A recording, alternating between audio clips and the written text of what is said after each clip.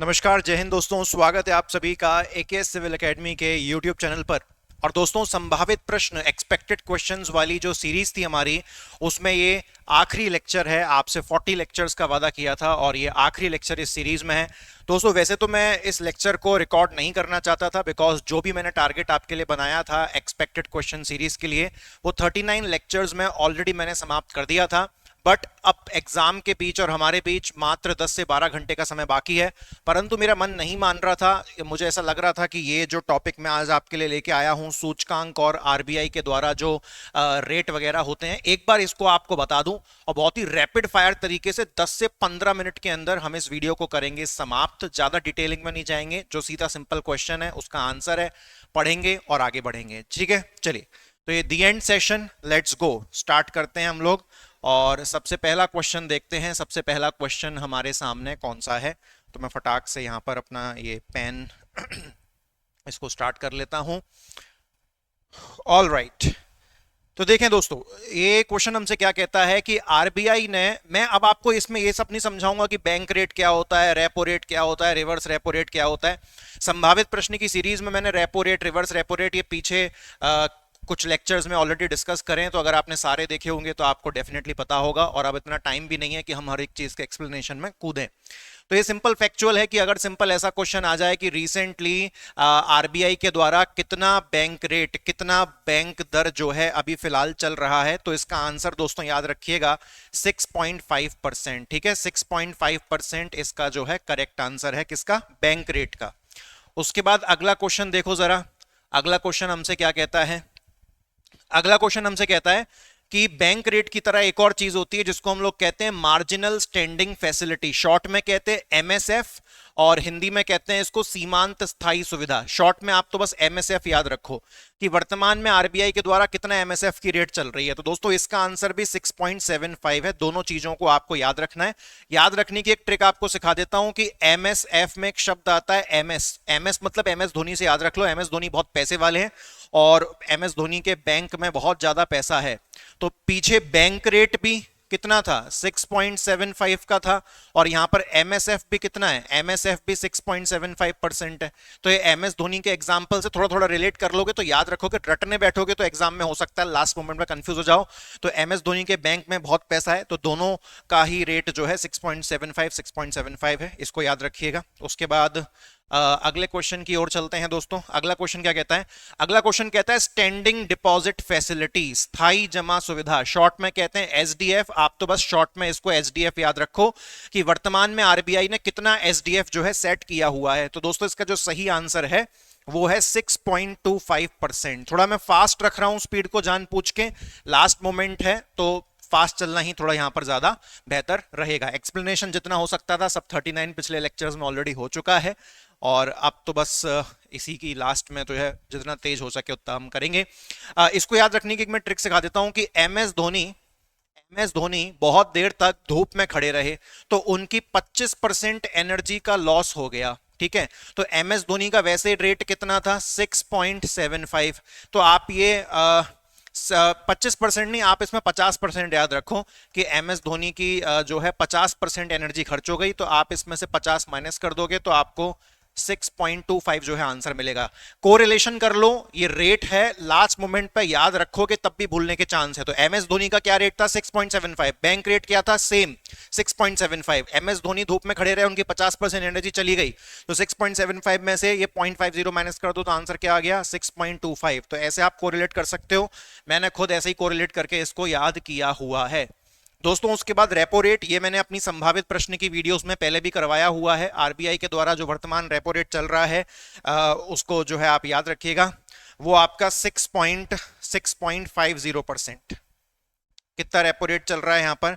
ये आपका 6.50%। ओके दोस्तों, तो ये 6.50% जो है रेपो रेट चल रहा है। उसके बाद अगला हम अगर क्वेश्चन देखें तो अगला क्वेश्चन हमसे क्या पूछता है? अगला क्वेश्चन हमसे पूछता है कि भाई साहब ये बताओ कि रिवर्स रेपो रेट कितना चल रहा है। रेपो रेट का जस्ट उल्टा होता है रिवर्स रेपो रेट, आरआरआर। तो रेपो जो रिवर्स रेपो रेट चल रहा है दोस्तों, वो चल रहा है 3.35%। ठीक है, इसको याद रखिएगा। ये कितना चल रहा है? 3.35% जो है रिवर्स रेपो रेट चल रहा है। उसके बाद अगला क्वेश्चन देखें। अगला क्वेश्चन देखें, अगला क्वेश्चन हमसे क्या पूछता है? अगला क्वेश्चन हमसे पूछता है CRR, cash reserve ratio. CRR cash reserve ratio कितना चल रहा है? तो दोस्तों ये चल रहा है आपका वर्तमान में 4.50%। ठीक है, कैश रिजर्व रेशियो कितना चल रहा है? तो ये एट प्रेजेंट 4.50% चल रहा है, इसको आप याद रखेंगे। उसके बाद सीआरआर को भी हम हटा देते हैं, यहां पर बात करते हैं एसएलआर, स्टैट्यूटरी लिक्विडिटी रेशियो, वैधानिक तरलता अनुपात। तो एसएलआर कितना चल रहा है वर्तमान में? तो दोस्तों एसएलआर काफी हाई होता है कंपैरेटिवली, तो इसको याद रखना इजी है। तो ये चल रहा है 18%। ठीक है, तो रेपो रेट कितना बताया था? 6.50। रिवर्स रेपो रेट कितना बताया था? 3.35। सीआरआर कितना बताया था? 4.5%।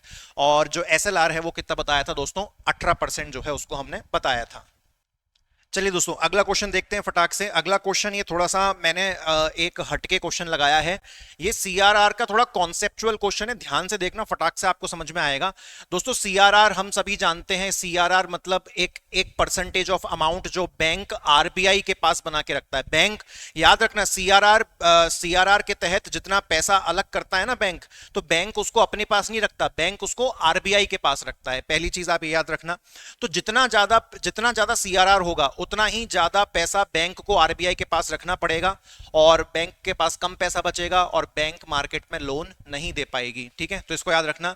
तो यहां पे क्या बोल रहा है कि अगर सीआरआर को बढ़ा दिया गया, अगर सीआरआर को इंक्रीज कर दिया गया, तो बैंक को फिर ज्यादा पैसा आरबीआई के पास रखना पड़ेगा, बैंक के पास पैसा कम बचेगा, बैंक के पास पैसा कम बचेगा तो वो आगे मार्केट में पैसा नहीं दे पाएंगे। तो इससे क्या होगा? इससे मनी की जो सप्लाई है मार्केट में वो कम हो जाएगी। ये हमको बिल्कुल सही पॉइंट लग रहा है, बिल्कुल सही पॉइंट लग रहा है। उसके बाद जब मार्केट में मनी की सप्लाई कम हो जाएगी ना, तो ऑटोमेटिकली लोग मनी की डिमांड करने लगेंगे, क्योंकि मार्केट में मनी की सप्लाई क्या हो गई है? कम हो गई है। व्यक्ति जैसे ही इस पॉइंट को देखेगा वो नीचे का पड़ेगा ही नहीं, सबसे बड़ी गलती होती है। तो आपको देखना है नीचे का पॉइंट भी। ठीक है, तो मार्केट में जैसे ही मनी की सप्लाई कम हो जाएगी, तो मनी की सप्लाई कम होगी तो लोग अब मनी की डिमांड करने लगेंगे, क्योंकि सप्लाई कम हो चुकी है। तो ये भी ठीक लग रहा है। मार्केट में मनी की सप्लाई कम हो जाएगी, लोगों के पास पैसा कम हो जाएगा, तो लोग ज्यादा मांग भी नहीं कर पाएंगे, तो जो महंगाई है वो भी ऑटोमेटिकली डाउन आ जाएगी, तो जो इन्फ्लेशन है वो कम हो जाएगी। ये भी सही है। तो दोस्तों इस परिस्थिति में option number 4 is the right answer, all of the above. तो सिर्फ एक पॉइंट पर नहीं रुक जाना है, ये सीख ले लो। पेपर देना है आपको अगले ही दिन 23 तारीख को, तो आप ये सीख ले लीजिए कि एक ऑप्शन दिख जाता है सही तो खुश मत हो जाओ, सारे फिर भी पढ़ो, क्योंकि उसमें भी आपको सही जो है आगे कुछ और मिल सकता है। तो ये गलती आपको बिल्कुल भी नहीं करनी है। उसके बाद ये क्वेश्चन बहुत तगड़ा लेवल का है, एसएलआर। ठीक है, एसएलआर के रेफरेंस में आपको पता लगाना है कि नीचे जो स्टेटमेंट दे रखी है इनमें से कौन सी सही है। पहली स्टेटमेंट क्या कहती है? ट्रू वाली अपने को ढूंढनी है। ठीक है, पहली स्टेटमेंट क्या कहती है कि जो एसएलआर होता है ना, वो बैंक बनाती है, बैंक मेंटेन करती है, किसके पास? आरबीआई के पास। ये बिल्कुल गलत स्टेटमेंट है, क्योंकि जो एसएलआर का अमाउंट होता है वो बैंक अपने ही पास रखती है। एसएलआर सेट करता है आरबीआई, सीआरआर सेट करता है आरबीआई, सारे रेट आरबीआई सेट करता है, परंतु उस रेट के तहत पैसा अलग करके कौन रखता है? बैंक रखती है। तो एसएलआर में क्या होता है कि बैंक ने जो पैसा अलग किया है, बैंक अपने ही पास एसएलआर के पैसे को जमा करके रखती है आरबीआई के कहे अनुसार। परंतु जो सीआरआर होता है, सीआरआर में मैंने आपको बताया था कि बैंक जो भी पैसा अलग करके रखती है उसे अपने पास ना रख के आरबीआई के पास रखती है। तो ये वाला जो स्टेटमेंट है ना एसएलआर के रेफरेंस में कि एसएलआर के तहत बैंक अपना पैसा आरबीआई के पास रखती है, बिल्कुल गलत है। अगर यहां पे सीआरआर होता तो ओके रहता। हमको ट्रू स्टेटमेंट ढूंढनी है, तो ये वाली तो साफ गलत लग रही है। उसके बाद आरबीआई एसएलआर की जो मिनिमम लिमिट सेट की हुई है वो 10% सेट की हुई है। जी नहीं, ये गलत है। मैंने आज आपको एसएलआर कितना पढ़ाया था? 18%। एसएलआर को किस हद तक कम किया जा सकता है, इसकी कोई लिमिट सेट की ही नहीं है, इसकी कोई लिमिट ही नहीं है। तो ये वाला पॉइंट गलत है। उसके बाद तीसरा स्टेटमेंट क्या कहता है कि एसएलआर की मैक्सिमम लिमिट 40% है। जी हां दोस्तों, आरबीआई एसएलआर को ज्यादा से ज्यादा 40% कर सकती है, उससे ऊपर नहीं कर सकती। तो मिनिमम लिमिट कुछ सेट नहीं करी है, कितना भी कम हो सकता है, लेकिन मैक्सिमम लिमिट सेट की हुई है 40%। ठीक है, तो ये वाला स्टेटमेंट मुझे बिल्कुल सही लग रहा है। अब चूंकि ऊपर के दोनों गलत हैं तो ऑल ऑफ द अबव तो सही हो नहीं सकता, तो इसीलिए इसमें only third option is right. Okay, ये क्वेश्चन बहुत तगड़ा लेवल का था। उसके बाद दोस्तों ये देखो, आरबीआई के रेफरेंस में एक शब्द यूज होता है हॉकिश। तो हॉकिश का मतलब क्या होता है? तो दोस्तों हॉकिश का मतलब ये होता है कि जब आरबीआई आने वाले समय में इंटरेस्ट रेट को इंक्रीज करने वाली है, तो इसको हम लोग कहते हैं आरबीआई जो है एक हॉकिश टाइप का अपना रुख अपनाने वाली है। तो हॉकिश का मतलब क्या होता है कि आरबीआई आने वाले समय में इंटरेस्ट रेट कम करने वाली है क्या? नहीं। हॉक मतलब चील समझ लो, ईगल, ईगल हमेशा ऊंचा उड़ती है, तो इंटरेस्ट रेट बढ़ने वाले हैं, ऊंचे होने वाले हैं। तो option number second is the right answer, कि आने वाले समय में जो ब्याज दर है वो इंक्रीज होने वाले हैं, इसको हॉकिश कहते हैं। एक शब्द हो सकता है जो आपसे पूछ लिया जाए, डॉविश। डॉविश का मतलब विपरीत होता है कि आरबीआई आने वाले समय में जो ब्याज दर है उसको क्या करने वाली है, उसको कम करने वाली है। डॉविश इंटरेस्ट रेट कम होने वाले हैं, हॉकिश इंटरेस्ट रेट इंक्रीज होने वाले हैं। तो याद रखना, एक अच्छा जो है शब्द है। उसके बाद दोस्तों ये मुझे क्वेश्चन बहुत इंपॉर्टेंट लग रहा है आने वाले एग्जाम के लिए, कि एक रिपोर्ट होती है वर्ल्ड इकोनॉमिक आउटलुक रिपोर्ट 2024, विश्व आर्थिक परिदृश्य 2024 की रिपोर्ट है। उसके अनुसार इंडिया की ग्रोथ आने वाले समय में कितनी रहने वाली है 2024 में और 2025 के साल में। तो ये कितना अनुमान लगाया गया है, इससे बेहतरीन कोई रिपोर्ट नहीं है, सबसे एक्यूरेट यही पता लगाते हैं। तो उसके अनुसार दोस्तों 2024 और 2025 में इंडिया की जो ग्रोथ रेट है वो आपकी जो है 6.5% रहने वाली है। ठीक है, इस चीज को आप याद रखिएगा। उसके बाद दोस्तों अब हम अपने अलग अलग सूचकांक शुरू करते हैं। यहां पर मैंने ऑलरेडी आपके लिए हाईलाइट करके रखा है climate change performance. Climate change performance, जलवायु परिवर्तन प्रदर्शन सूचकांक में इंडिया की रैंक कितनी है। तो दोस्तों इंडिया की रैंक जो है इसमें इंडिया की 7th रैंक मिली है 2024। जहां पर मैंने 2024 लिखा हुआ है मतलब वो लेटेस्ट है, और जहां पर 2023 या 2022 है तो वहां पर वो लेटेस्ट है, क्योंकि कभी कभी कुछ सूचकांक ऐसे होते हैं जो हमेशा पिछले या उससे 1-2 साल पहले के आते हैं। जरूरी नहीं है कि हर सूचकांक आपको 2024 का भी मिले ही मिले। अभी 2024 आगे पड़ी हुई है काफी सारी, तो आगे भविष्य में भी फिर और सूचकांक आएंगे। तो क्लाइमेट चेंज परफॉर्मेंस उसमें कितना है, इंडिया की रैंक 7th रैंक। ओके, तो इंडिया की जो है इसमें 7th रैंक है। उसके बाद आगे चलें दोस्तों, आगे क्या लिखा हुआ है, आगे लिखा हुआ है कि इंडिया की रैंक आप बताओ इंटरनेशनल आईपी इंडेक्स। सिंपल याद रखो, इस समय सिर्फ आप इंडेक्स का सूचकांक का नाम याद रखो, इंटरनेशनल आईपी इंडेक्स, अंतरराष्ट्रीय आईपी सूचकांक में इंडिया की रैंक कितनी है दोस्तों। तो इंडिया की रैंक है 42। ठीक है, सिंपल याद करो, आगे बढ़ो। सही मायने में कहूं तो इस मोमेंट पर आप ये सारी सूचकांक की रैंक को सिंपल रट लो। वैसे मैं शब्द बहुत रेयर बोलता हूं, लेकिन सच में ये रटनी ही पड़ती है। कौन इसको समझ के करता है, रटना ही पड़ता है। Global soft power index, global soft power सूचकांक 2024 में भारत की रैंक कितनी है। तो दोस्तों इसमें जो है इंडिया की रैंक है 29th। उसके बाद अगला क्वेश्चन देखो, अगला क्वेश्चन क्या पूछता है, अगला क्वेश्चन पूछता है हेनली पासपोर्ट इंडेक्स। बहुत बहुत ज्यादा इंपॉर्टेंट, कि कौन से देश का पासपोर्ट ज्यादा आपको सुविधा प्रोवाइड करता है, ज्यादा आपको चीजें अलाउ करता है। तो हेनली पासपोर्ट इंडेक्स 2024 के अनुसार इंडिया का जो पासपोर्ट है उसकी रैंक बहुत कुछ खास तो नहीं है, लेकिन फिर भी हमको पता होना चाहिए। इंडिया की जो पासपोर्ट रैंक है दोस्तों वो कितनी है, 80। उसके बाद अगला क्वेश्चन अगर हम देखें तो अगला क्वेश्चन यहां पर क्या कहता है, अगला क्वेश्चन कहता है, ये बहुत ज्यादा इंपॉर्टेंट है, ह्यूमन डेवलपमेंट इंडेक्स 2023, क्योंकि सबसे लेटेस्ट ये 2023 वाला आया हुआ है। मानव विकास सूचकांक 2023 में भारत का स्थान क्या है। तो दोस्तों इसमें भारत का जो स्थान है वो 134 रैंक है, इसको आपको याद रखना है। उसके बाद अगला हम देखें तो अगला क्या है, जेंडर इनइक्वालिटी, यानी कि किस देश में जेंडर के बेसिस पर लिंग आधारित असमानता, इनइक्वालिटी की जाती है, लड़का लड़की इस तरीके से असमानता की जाती है। तो ये 2022 का ही सबसे लेटेस्ट अवेलेबल है। तो इसमें इंडिया की रैंक जो है दोस्तों कितनी है, 108 रैंक है।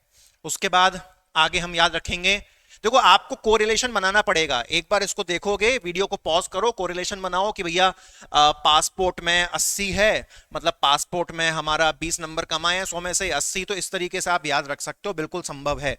एमएस धोनी का करवाया था, बैंक रेट का करवाया था, एमएस धोनी धूप में खड़े रहे स्टैंडिंग, तो उसमें 50% कम हो गया। तो हो सकता है, सब मुमकिन है। उसके बाद फ्यूचर पॉसिबिलिटी की, कौन सा देश फ्यूचर में, भविष्य में किसके पास कितनी संभावनाएं हैं आगे बढ़ने की, फ्यूचर पॉसिबिलिटी इंडेक्स 2024। तो इसमें भारत की रैंक क्या है। तो दोस्तों इसमें भारत की रैंक ठीक ठाक है, अच्छी है, 35th रैंक है इंडिया की। उसके बाद आगे देखें, आगे जो हमारा सूचकांक है वर्ल्ड हैप्पीनेस रिपोर्ट, जी हाँ बहुत बढ़िया, वर्ल्ड हैप्पीनेस रिपोर्ट, विश्व प्रसन्नता रिपोर्ट 2024 में इंडिया की रैंक कुछ खास नहीं है दोस्तों, अच्छी रैंक नहीं आई है, 126 नंबर रैंक पर पड़ा है, काफी खराब रैंक है ये। और इसमें नंबर 1 देखो, नंबर 1 इसमें फिनलैंड रहता है हमेशा, और इसका फिक्स सही है। इसको फिनलैंड की जगह फनलैंड कर देना चाहिए, क्योंकि सब फनी फन हो रहा है यहाँ पे, मजे हैं, सब खुश में है। तो इसको आप याद रखिएगा। ओके, उसके बाद इंडिया की रैंक काय में पूछता है ग्लोबल टेररिज्म, ग्लोबल टेररिज्म 2024 वैश्विक आतंकवाद सूचकांक 24 कह रहा हूं 23, ये 23 वाली रिपोर्ट आई हुई है सबसे लेटेस्ट, कि सबसे ज्यादा आतंकवाद कहां है। तो उसके हिसाब से यार देखो फर्स्ट थर्ड तो आप बोल मत देना, इंडिया इतना भी परिस्थिति खराब नहीं है। तो इंडिया में आतंकवाद के हिसाब से आप देख लो 13th रैंक पर है, मतलब खराब ही है यार वैसे, लेकिन इतना भी खराब नहीं कि फर्स्ट या थर्ड पे आप डाल दोगे। वैसे तो फर्स्ट पे हमेशा से कौन रहता था? फर्स्ट पे हमेशा से अफगानिस्तान रहता था, नो डाउट। लेकिन अब एक वेस्टर्न अफ्रीका का, मतलब अफ्रीका का एक देश समझ लो, उसका नाम सुन लो, क्या है? Burkina Faso.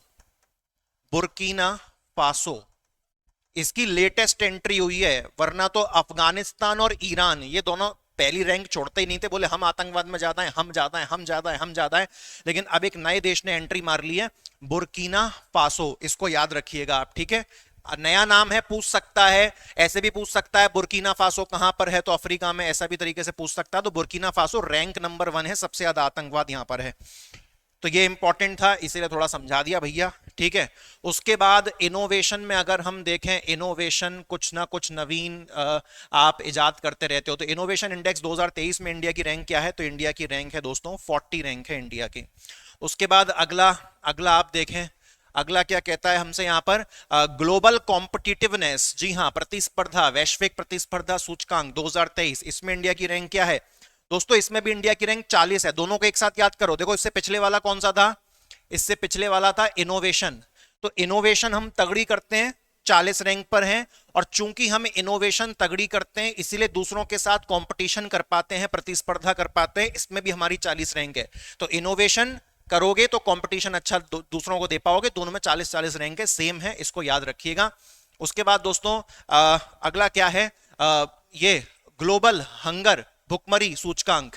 तो ग्लोबल हंगर इंडेक्स 2023, इंडिया की रैंक इसमें भी कुछ खास नहीं, 111 रैंक, 101 रैंक पर है ये। एक एक एक, ना एक रोटी है, ना एक दाल है, ना एक सब्जी है, इस तरीके से याद रखेंगे तो बहुत आसानी से जो है वो चीज हो जाएगी, ठीक है भाई? और क्या है? ग्लोबल पीस वैश्विक शांति सूचकांक। तो इसमें हम कहां पर हैं? इसमें हैं हम 126 में, ठीक है?